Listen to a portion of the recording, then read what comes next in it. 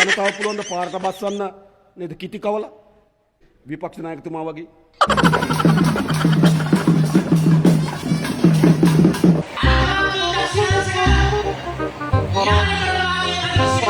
මං තුන් මාසයක් හිරගෙදර හිටියා.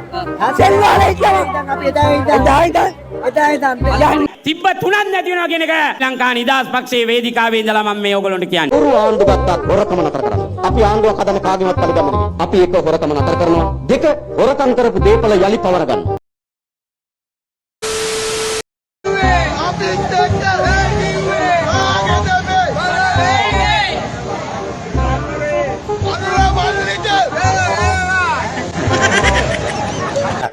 ගංජාට ටිකක්වත් කාලාද දන්නේ නැහැ. ගම කෑවන්නේ චාමර සම්පත් බොණ්ඩක් දීලා කණ්ඩක් දීලා සල්ලිත් දීලා ගෙනාපු බුවාල යන ගමන් අනුරට ජයවලු. මේ ජනතාව පුළුවන් ද පාරට බස්සන්න නේද කිටි කවලා පුළුවන් දැන් නේද විපක්ෂ නායකතුමා වගේ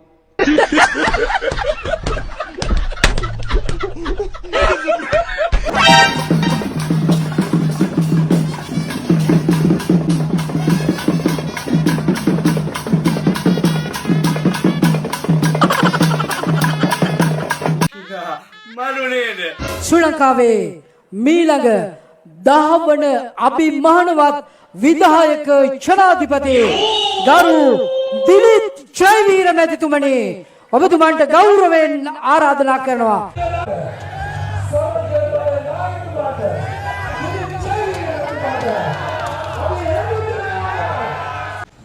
මට නම් තේරෙන්නේ ඉතින් මොලේ මඤ්ඤම් කියලා තමයි.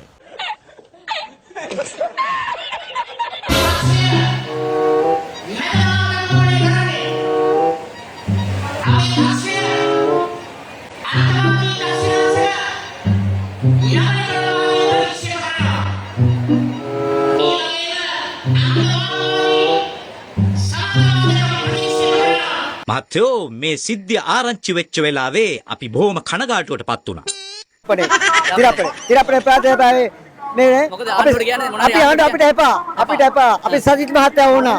සජිත් මහත්තයා උඩ තමයි ඇවිල්ලා ඉන්නේ. මං තුන් මාසයක් හිරගෙදර හිටියා. සෙල්වාල හිටියා. අපි එදා යන්නේ දෙන්නකො මහත්තයා දයාලක මහත්තයා යුද්ධ කරලා දයාල මහත්තයා දුන්නා. ඒ වුණා අපි අදට සජිත් මහත්තයා තමයි මේ දෙන්න ආසාව ආයෙ වෙන තිරප්පනේ ටවුන් එකේ නගරේ ටවුන් එකේ ප්‍රේමරත්න මේ මම හොරු ආණ්ඩු ගත්තත් හොරකම නතර කරන්න. අපි ආණ්ඩුවක් හදන්න කාගෙවත් පරිගන්නේ නෙවෙයි. නැගිටපල්ලා නුඹලගේ වාරෙවිලා ඔන්න ඔය විදිහට ඉතින් 2024 ජනාධිපතිවරණය උදා වුණා. නැගිටපල්ලා කිව්ව නිසාම ජනතාවත් නැගිටලා ඇවිල්ලා එයාලා කියපු කතන්දර ඇහුවා. තදින් මතට ඇබ්බැහි වුවන්ගේ පුනරුත්ථාපනේ ඒ ලිස්ට් එකටත් දාන්න. මේ මහරගම මේ මැයිදින්ට ආපු ජනතාවගෙන් හරි අඩුම තරමේ භාගයක් ගේන්න බෑ. ඔය සුම්බුන් ඔක්කොම එකතු කරා. මේ කොළඹ විතරයි. මේ රටේ මිනිස්සු අර කිව්වනේ මුන්ටත් දීලා බලමු කියලා. මුන්ටත් දීලා දැන් කෙලවගෙන ඉන්න වගේ වැඩක් තමයි වෙලා තියෙන්නේ. අනික පරයන් ලොකු නැහැ යන්නේ. මේ අයට අමාත්‍යාංශවල කිසිම පළපුරුද්දක් නැහැ. අධිකරණ අමාත්‍යාංශයේ අධිකරණ ඇමති. අපේ නාණයක්කාර, අපේ වාමාංශික පවුලක එකෙක්. අපිට හිතට කනගාටුයි. අධිකරණ ඇමතියා නිකන් ජෝන් සීනා වගේ. උට මෙලව සතරක් තේරෙන්නේ නැහැ. අධිකරණ ශේෂ්ත්‍රය ජෝන් සීනා හින්දා සම්පූර්ණයෙන් කඩා වැටලා තියෙන මේ රටේ අධිකරණ අමාත්‍යාංශය. ඔයාට මොංගල්ද? සාජන් නල්ල තම්බි වගේ එකෙක් ඉන්නවා ක්‍රීඩා ඇමති. ක්‍රීඩාව සම්පූර්ණයෙන් බල්ලට වැටිලා සාජන් නල්ල තම්බි යති. ඊළඟට කොළඹ කොහේද තට්ට තුනේ ගෙවල් හදන්නේ මාතලේ හන්දියේ මිකුල්ලා. ඒයි පුළුවන්ද? නැගිටලා කියපල්ලා බං අනුරාධපුරේ. පුළුවන්ද මාතලේ හන්දියේ මිකුල්ලා තට්ටු තුනේ ගෙවල් හදන්න?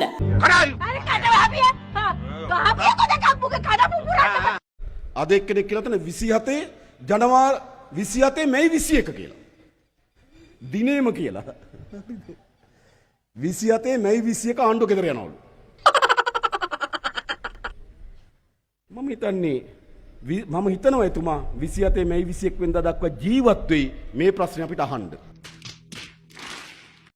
ආණ්ඩුවට අපි කියනවා සෙනගාවට සෙනග අනිත් පැත්තට වැඩේ දෙන්න ගියාම ඔය ප්‍රතිඵලේ අපිට ආපු එකේ අනිත් එක තිබ්බ තුනක් නැති වෙනවා කියන එක මේ වෙලාවේ හිතා ගන්න කියන එක කැම්බල් පිටියේ ශ්‍රී ලංකා නිදහස් පක්ෂයේ වේදිකාවේ ඉඳලා මම මේ ඕගොල්ලන්ට කියන්නේ. ඔය අනේ නිකම් ඵලයකෝ යන්නේ. බුන් විපක්ෂයට බෑ කියන එක වහගන්න නොහැකියාව වහගන්න මෙරටේ දැවැන්තයයි කියපු ආණ්ඩු කරපු පක්ෂ දුස්සීල නායකයෝ සිල් ගන්නවලු. දුස්සීල නායකයෝ සිල් ගන්නවලු. මේ දින නැල්ලෝ පොඩ්ඩ නැන්නද ඩාම් වෙනවා ඩූම් වෙනවා. ඔය දිනේ මේ සිල් අරගත්තොත් මුං එලවන්න වෙන්නේ නැහැ. සිල් අරගෙන ඉන්න කට්ටියට සිල් ගන්න පුළුවන්. අපිට නම් සිල් අරගෙන ඉන්න බෑ. මොකද ඇයි බක් මුංග එලෝලා නන්නත්තර වෙලා තියෙන්නේ. උන්ට සිල් ගන්න බෑ. නැවත උඹ කියන්නේ වඩේ විකුණන්නද මං කෝච්චි. මොනවද කරන්න බෑනේ. වඩේ විකුණන්නත් බෑනේ. මුං හදන වඩේ. ඉපදුනේ මහා දුක්ඛම් කඩළු මැද ඉපදුණු වෙලාවේදී දුක් විඳා නොයෙකුත් බාධක මැද අදත් මට ගහනවා Facebook වලින් මම ඒව ගණන් ගන්න නෑ මිත්‍රෝනි මං වගේම තමයි ඉන්දියාවේ නරේන්ද්‍ර මෝදි කෝච්චියේ වික්කා ප්‍රේමදාස කෙසෙල්වත් ලැබරි වික්කා මම කෝච්චියේ වඩේ වික්කා කාටද මම බොරු කරන්නේ? ප්‍රේමදාස මේ රටේ ජනාධිපතිතුමා ඉන්දියාවේ මෝදි මුළු රටේම තුන් පාරක් අගමැති වුණා ඒ නිසා චාමර සම්පත්ත ඒක ප්‍රශ්නයක් නෑ කරනවා මාත් බැලුවේ ඉලා යාලා 10ක් 15ක් ඇවිල්ලා වටරවුමකට ඇවිල්ලා ආණ්ඩුවට ගෙදර යන්න කියලා කෑ ගහනවා. කෑ ගහලා ඒගොල්ලෝ ගෙදර යනවා. කමක් ප්‍රශ්නයක් නෑ. කාටවත් ප්‍රශ්නයක් තියෙනවද? කාටවත් ප්‍රශ්නයක් නෑ. හැබැයි උද්ඝෝෂණ වල ප්‍රමිතියක් තියෙනවා. සටන් වල ප්‍රමිතියක් තියෙනවා. මම ඒ හැයට කියන හැබැයි අගුපිල් ගාලේ නම් එන්න එපා. ඒකත් කියනවා. පාර තියෙනවා. ජනාධිපති ලේකම් කාර්යාලය ගාවට එන්න. මුදල් අමාත්‍යාංශ ගාවට එන්න. පාර්ලිමේන්තුව ගාවට එන්න. බලය හොබන මධ්‍යස්ථාන ගාවට ඇවිල්ලා කෑ ගහලා ගෙදර යන්න. අපිට මොකෝ? ප්‍රශ්නයක් නෑ. දැන් මේ දවස්වල කලබල වෙලා වැඩි නේද? මම කියන්නේ ඒගොල්ලන්ට අඩුම තරමේ බලය අත්පත් කර ගැනීම සඳහා ශක්තිමත් දේශපාලන න්‍යාය පත්‍රයක් හෝ ශක්තිමත් දේශපාලන වැඩසටහනක් නැහැ. මොකද කරන්නේ? මං කලින් කිව්වා වගේම 10ක් 15ක් ඇවිල්ලා උද්ඝෝෂණය කරනවා. බලය ගන්න පුළුවන්. මං දැක මේ ළඟදී ජනාධිපති ලේකම් කාර්යාලය ගාවට 3 දෙනයි. 3 දෙනෙක් ඇවිල්ලා ගෙදර යන්නලු. ඇටෙත් එක්කම පලාගත්ත නම් තමයි හොඳ. අපේ දිලිත් ජයවීර මැතිතුමා ළඟට ආවේ වෙන කිසි හේතුවක් නෙමෙයි. මහින්ද රාජපක්ෂ මැතිතුමා තුල තිබිච්ච ජාතිකත්වයේ තියෙනවා නම් තියෙන්නේ දිලිත් ජයවීර මැතිතුමා තුල විතරයි නිසා කියන කාරණේ ඊටාම් පැහැදිලිව මතක් කරන්න වඩා. සිංකුරු ආරක්ෂා කරා උන් කරපු පාඩිකම් බලුකම් ඒවත් වහලා ඒවයි ප්‍රතිඵල ඇති මං භුක්ති විඳිනවා දැන්. ඉතින් හැබැයි තවත් නම් ඒ ගොංගම් කරන්නේ නැහැ මොකද. එනිසා එවැනි නායකයෙක් අපි දිනවන්නට අවශ්‍යයි. මේක ඊටාම සරලයි. ජාතිකත්වයට ගරු කරන නායකයෙක් අපි දිනවන්නට අවශ්‍යයි. එහෙම නායකයෙක් මේ කිසිම පක්ෂයක නැහැ. ඒ නායකයා ඉන්නේ සර්ව ජන බලය විතරයි. නිසා ඊගාවට පත්වෙන රාජ්‍ය බලය ලබා ගන්න පක්ෂයේ සර්ව ජන බලය පත්වෙන ජනාධිපතිවරයා දිලිත් ජයවීරයි කියලා මේ දිනේ මම ප්‍රකාශ කරන්නට කැමතියි. බැරි නම් අපි මේ වැඩවලට අත ගහන්නෙත් නෑ. අපි සිළු දෙනා. කැයි ගෑණි විදිහට හොටු ගෑණි ගත්තා වගේ.